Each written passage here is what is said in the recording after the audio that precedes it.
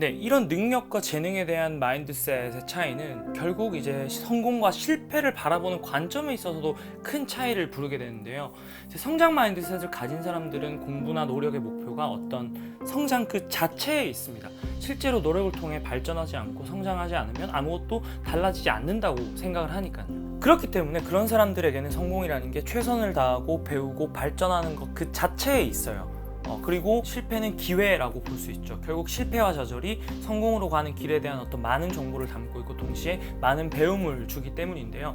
그렇기 때문에 실패는 뭔가 반드시 피해야만 하는 것이 아니라 기꺼이 성공을 위해서 맞닥뜨릴 수 있는 어떤 것이다 라는 관점을 가지게 되는 거죠. 실제로 제가 학부생 때 창업을 했는데 결국 크게 실패를 했어요. 돈으로 치면 정말 억대 빚을 지게 됐는데 사실 그 당시에는 굉장히 힘들었어요. 왜 이런 시련이 나한테 왔을까? 정말 나에게 왜 이런 시련을 하늘은 주었는가? 이렇게 원망도 많이 했는데 하지만 시간이 조금씩 지나고 보니까 특히 다른 일을 점점 하면서 그 시간이 너무 고맙게 와닿는 거예요. 왜냐면 그래도 어린 나이에 그렇게 실패를 해보니까 그 실패 이전에는 보이지 않던 것들이 이제 하나둘씩 보이기 시작하더라고요. 예를 들면 일을 하는 방법이나 사람들과의 관계를 맺는 법, 사람들과 함께 일하는 법, 어떤 일을 시작하는 것들, 정말 그 일을 하기 전후로 제가 엄청 많이 달라졌다는 거를 시간이 지날수록 정말 확인할 수 있었거든요. 지금은 오히려 그런 경험에 너무 감사하고 같은 시점으로 되돌아간다고 해도 아마 같은 선택을 하지 않을까 생각을 합니다.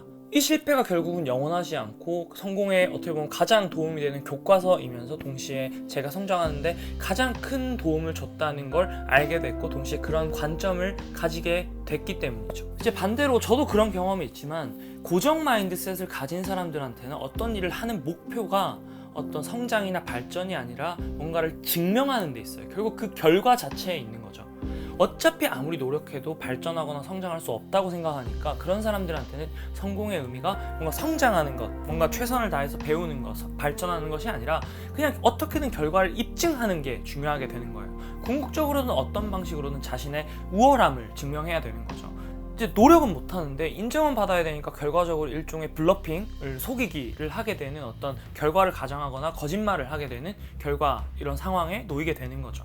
이러다 보니까 이제 성장 마인드셋을 가진 사람들이 다른 사람의 성공을 어떤 교훈과 영감을 얻을 수 있는 좋은 기회라고 바라보는 데 반해서 이제 고정 마인드셋을 가진 사람들은 위협을 느낍니다. 자신의 우월함을 증명해야 하는데 자기보다 잘난 사람이 나오면 그리고 실력으로 그걸 극복할 수 없다고 생각이 들면 큰 위협으로 느끼고 뭔가 그 사람을 어떤 방법으로든 누르기 위해서 노력하게 되겠죠. 특히 이런 사람들한테는 결국 실패가 가장 치명적이에요. 왜냐하면 실패라는 건 결국 자신의 멍청함을 보여주는 일이고 바꿀 수 없는 일이고 극복할 수 없는 일이기 때문인데요. 그래서 이런 사람들은 결과적으로 도전을 피합니다. 실패를 피하는 가장 좋은 방법은 도전을 하지 않는 것이니까요. 그러면 이제 여기서 우리는 아이들이 왜 무기력해지고 왜 도전하지 않고 포기하게 되는가에 대한 어떤 질문의 답을 찾게 되는 거죠. 심리학자들은 아이들은 누구나 배움에 대한 욕구를 가지고 아주 강하게 갖고 태어난다고 얘기를 합니다. 그런 아이들이 결국 시간이 지날수록 배우려고 하지 않고 노력하지 않는 이유는 아주 명확한 거예요. 나의 배움이나 성장보다 외부와의 경쟁, 비교를 통해서 나의 똑똑함을 증명해야 하는 압박을 받게 되기 때문인데요. 동시에 그 과정에서 맞닥뜨린 어떤 실패에 대해서 비난받다 보니까 실패를 어떻게든 피해야 하는 것으로 생각하게 되고 동시에 그 책임이 온전히 나라는 사람 그 자체나 또는 타고난 재능, 즉 바꿀 수 없는 거에 있다고 생각을 하게 되니까 그 실패라는 걸 극복할 수 없는 거라고 생각을 하게 됩니다.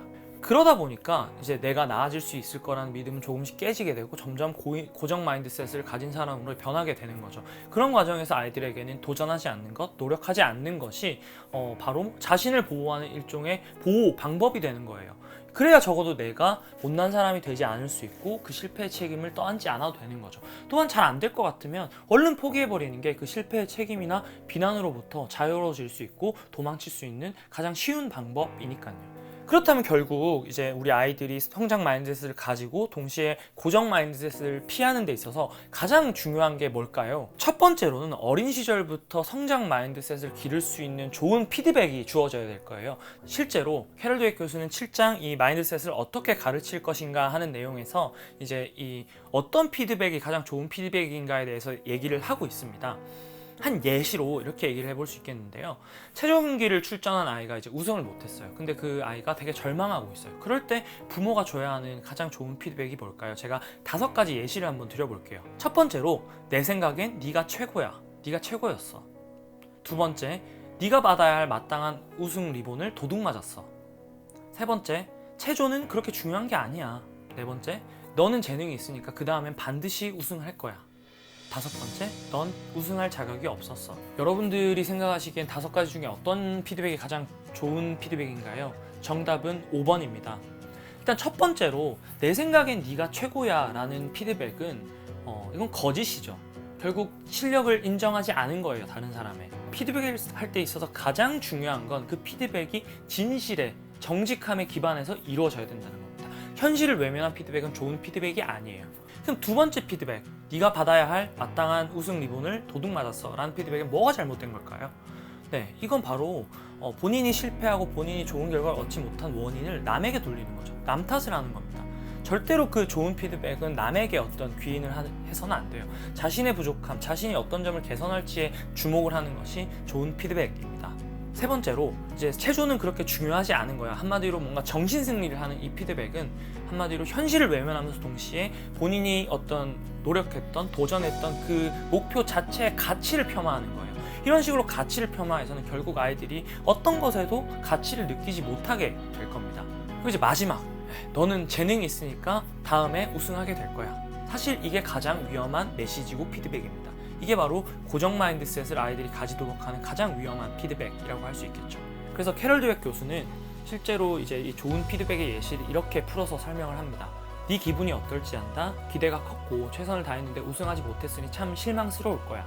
이렇게 공감과 위로를 먼저 해주는 거죠. 그리고 이제 두 번째로, 하지만 너도 알듯이 넌 아직 부족한 부분이 있어. 즉 부족한 부분에 대해서 아이가 인정할 수 있게 하고 수용할 수 있게 하는 거죠. 세 번째로, 이 대회에는 너보다 더 오래 더 열심히 체조를 해온 아이들이 많이 참가했단다. 만약 정말 체조가 좋다면 정말 열심히 노력해야 하는 거야. 한마디로 노력에 대해서, 부족한 점에 대해서 어떤 점을 채워야 되는지에 대해서 피드백을 해주는 거죠. 그런 측면에서 저는 아이의 실패에 있어서 좋은 피드백의 구성 요소는 크게 3가지라고 정리해 볼 수 있다고 생각하는데, 첫 번째로는 그 실패에 대한 어떤 감정적인 지지와 위로, 공감이 먼저 이루어져야 될 겁니다. 그리고 이제 두 번째로는 실제 그 현실과 진실을 아이가 인정하고 수용하도록 만들어줘야 돼요.